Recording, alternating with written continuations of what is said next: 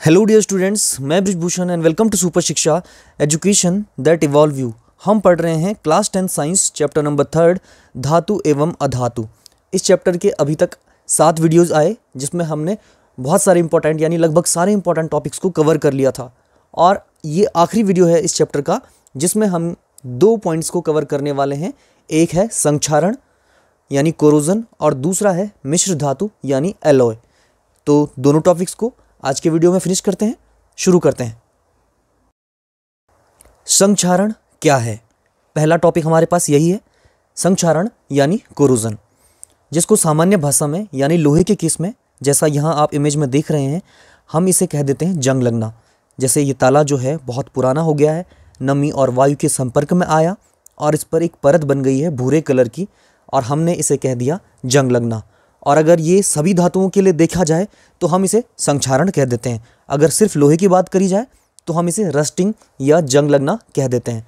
तो संक्षारण की परिभाषा पहले समझ लेते हैं। देखिए क्या है, जब धातुओं को वायुमंडल के संपर्क में रखा जाता है यानी खुले में रखा जाता है तो वायुमंडल में उपस्थित गैसें तथा नमी की उपस्थिति से धातु धीरे धीरे नष्ट होने लगती है। इस प्रक्रिया को संक्षारण कहते हैं। तो जब हम खुले में रखते हैं धातुओं को यानी कि वायुमंडल के संपर्क में, तो वहाँ जो गैसें होती हैं और जो नमी यानी मॉइस्चर होता है उसके कारण धातु धीरे धीरे नष्ट होने लगती है और इसे हम कहते हैं संक्षारण। ठीक है, आगे और अच्छे से इसे समझते हैं। संक्षारण की प्रक्रिया में धातु यानी मेटल्स वायुमंडलीय गैसों से क्रिया करके ऑक्साइड, हाइड्रोक्साइड, कार्बोनेट या सल्फाइड आदि यौगिक का निर्माण करती है। तो होता क्या है, बनता क्या है?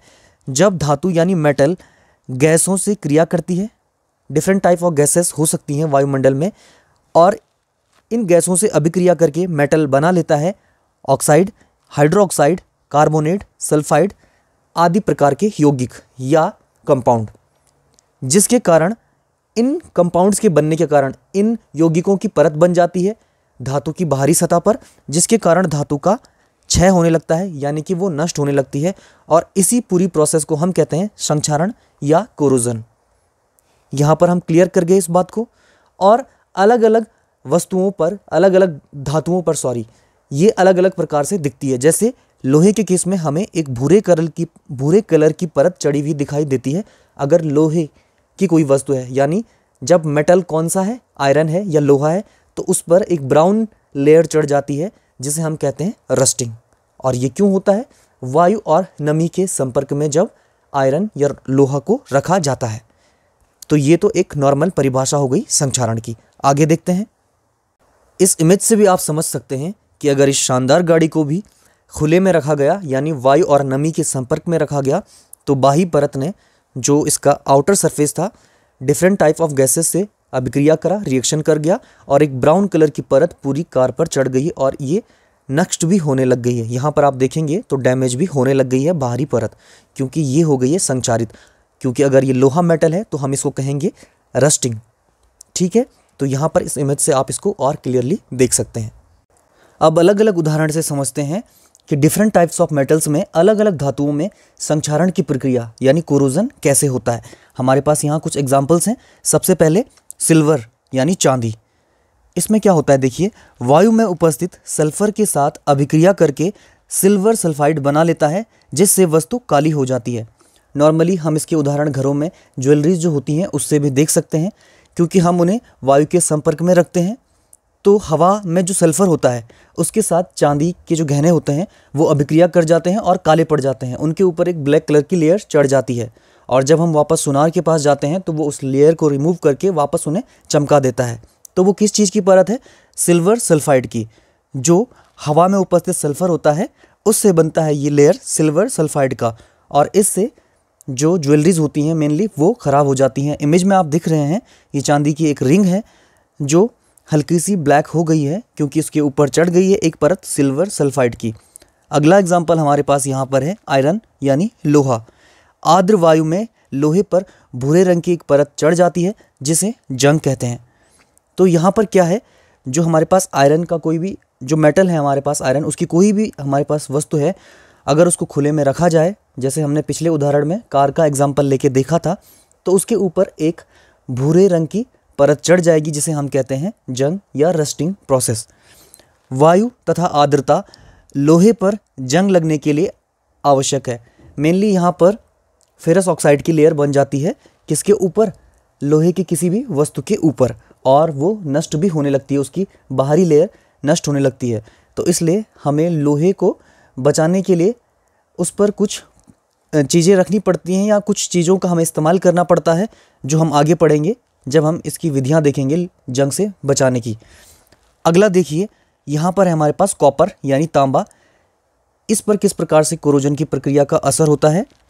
कॉपर यानी कि तांबा आर्द्र कार्बन डाइऑक्साइड के साथ अभिक्रिया करके हरे रंग का कॉपर कार्बोनेट बनाता है। तो यहाँ तांबे की वस्तुओं के ऊपर जो परत चढ़ती है वो होती है कॉपर कार्बोनेट, और इससे उसका कलर हरा दिखने लगता है और उसकी चमक भी फीकी पड़ जाती है। और ऐसा क्यों होता है? अगर हवा में कार्बन डाइऑक्साइड मौजूद है और नमी मौजूद है तो तांबा बना लेगा कॉपर कार्बोनेट, और इससे संक्षारण होने लगता है कॉपर का। तो ये हमने सिल्वर, लोहा और कॉपर में देखा संक्षारण की प्रक्रिया को। अब आगे समझते हैं। अब है संक्षारण से सुरक्षा, यानी कोरोजन से किस प्रकार से हम धातुओं को बचा सकते हैं। यहाँ देखिए क्या क्या उपाय हमारे पास हैं। नंबर 1, अन्य पदार्थ की परत चढ़ाना। जैसे लोहे को जंग या संक्षारण से बचाने के लिए इस पर पेंट, तेल, ग्रीस आदि की परत चढ़ा दी जाती है, जो लोहे को जंग से बचाती है। जो मशीनरी होती है लोहे की, उसमें हम ग्रीस का यूज़ करते हैं। जो हमारे घरों में लोहे का सामान, ग्रिल या फिर जो वस्तुएं लगी हैं उन पर हम पेंट कर देते हैं, या फिर ऑयल का यूज करके भी उन पर एक लेयर चढ़ा लेते हैं। इससे क्या होता है, जो लोहे की परत और हवा और नमी के बीच डायरेक्ट कांटेक्ट होता है वो ख़त्म हो जाता है, क्योंकि बीच में एक लेयर आ गई है। किस चीज़ की? पेंट की हो सकती है, तेल की हो सकती है, या ग्रीस की हो सकती है, और इससे हवा का संपर्क हो नहीं पाता है मेटल से, और लोहे पर रस्टिंग प्रोसेस रुक जाती है, और उसकी जो वो है धातु हमारी कमज़ोर नहीं होती है। तो हम क्या कर लेते हैं, इमेज में देख लेते हैं। इस प्रकार से एक पेंट सबसे आसान उपाय है, हम उसके ऊपर क्या कर लेते हैं, पेंट कर लेते हैं। अगला क्या ऑप्शन है हमारे पास? जंग रोधी पदार्थ। कुछ ऐसे पदार्थों का उपयोग कर सकते हैं जो जंग रोधी होते हैं, यानी जिन पर रस्टिंग की प्रोसेस काम नहीं करती है। जैसे फॉस्फेट और क्रोमियम लवण जंग विरोधी हैं, यानी ये जंग को रोकते हैं। लोहे पर इसकी परत लगा देने से लोहा जंग से बचाया जा सकता है। लोहे को जंग लगने से बचाया जा सकता है, यानी रस्टिंग से बचाया जा सकता है। तो वो कौन से पदार्थ हैं हमारे पास? क्रोमियम लवण और फॉस्फेट मेनली हम यूज़ करते हैं जंग रोधी पदार्थों के रूप में। आगे देखते हैं। अगला मेथड है कोरोजन को रोकने का, यानी धातुओं को जंग लगने से बचाने का, यशद लेपन, गैल्वेनाइजेशन भी जिसे हम कहते हैं। लोहे एवं इस्पात को जंग लगने से सुरक्षित रखने के लिए उन पर जस्ते यानी जिंक की पतली परत चढ़ाई जाती है, इसे यशद लेपन कहते हैं।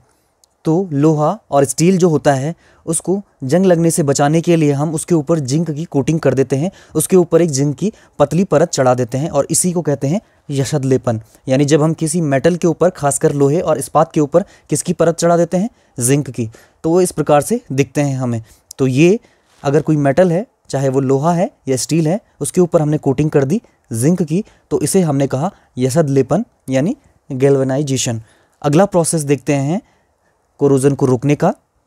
एक और मेथड यहाँ पर हमारे पास है, जब हम जंग लगने से किसी मेटल को बचा सकते हैं, कोरोजन को रोक सकते हैं, वो तरीका है मिश्र धातु यानी एलॉय। अब ये मिश्र धातु होते क्या हैं? ये धातु तथा अन्य धातुओं अथवा अधातुओं का समांगी मिश्रण होते हैं, और ये जंग रोधी होते हैं। यानी कि अगर किसी मेटल पर जंग लग रहा है, यानी उसका कोरोजन हो रहा है, तो उसको रोकने के लिए हम उसको मिश्र धातु के रूप में यानी एलॉय के रूप में इकट्ठा कर लेते हैं, यानी एलॉय के रूप में उसे परिवर्तित कर देते हैं। अब एलॉय क्या है?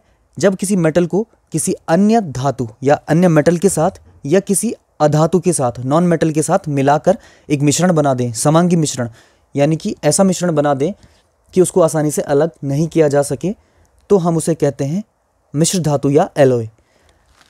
यहाँ पर हम किस किस को मिला रहे हैं? धातुओं को अन्य धातुओं से या फिर किसी नॉन मेटल से, तब बनेगा हमारे पास एलॉय।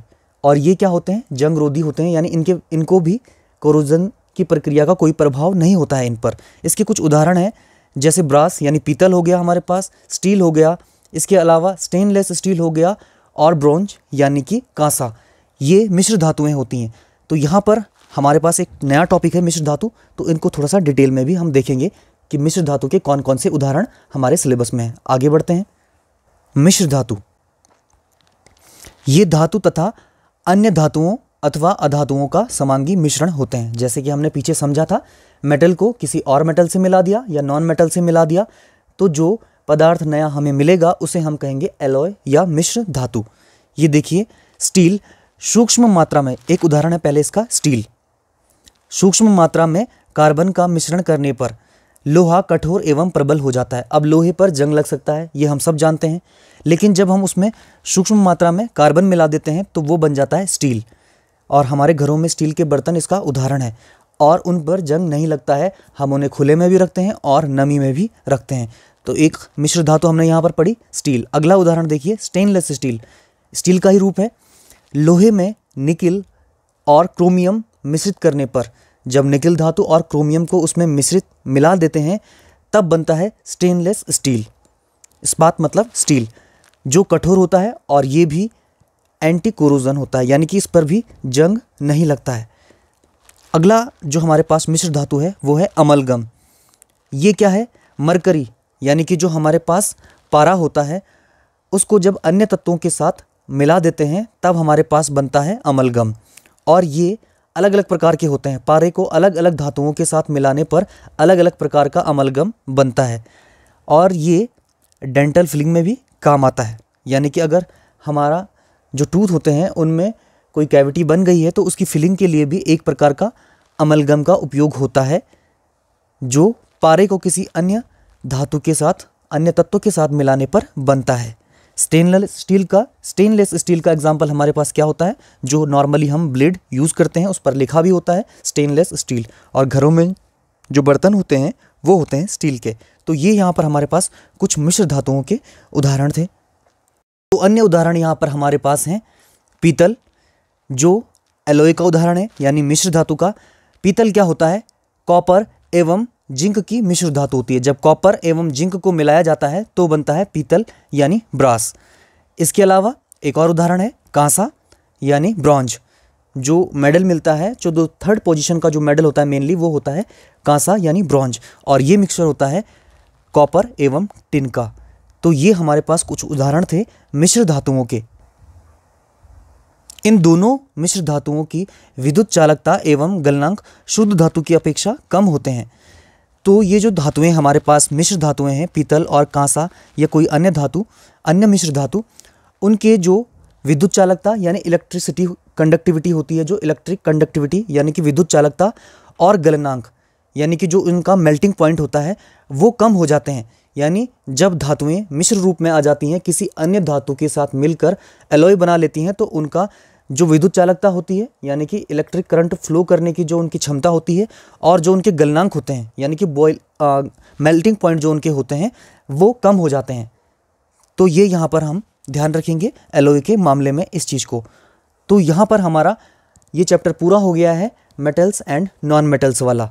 इसमें हमने सारे इंपॉर्टेंट टॉपिक को कवर किया, और फाइनली जो इसमें आज टॉपिक बचे हुए थे हमारे पास, संक्षारण और मिश्र धातु, उसको भी आज हमने कंप्लीट कर लिया है, और 8 वीडियोज़ में हमारा ये चैप्टर कंप्लीट हो गया है। तो आज के वीडियो लेक्चर में इतना ही। आने वाले वीडियोज़ में हम नए चैप्टर्स को शुरू करेंगे और अलग से एक सीरीज निकालेंगे जिसमें हम इंपॉर्टेंट टॉपिक्स को केवल कवर करेंगे, क्योंकि एग्ज़ाम बहुत पास हैं। तो उसमें चैप्टर न करके हम इंपॉर्टेंट टॉपिक्स को उठाएंगे और उन पर सेपरेट वीडियोस देखेंगे और बहुत अच्छे से उन्हें समझेंगे। तब तक के लिए आप पढ़ते रहें और लेते रहें सुपर शिक्षा। Thank you.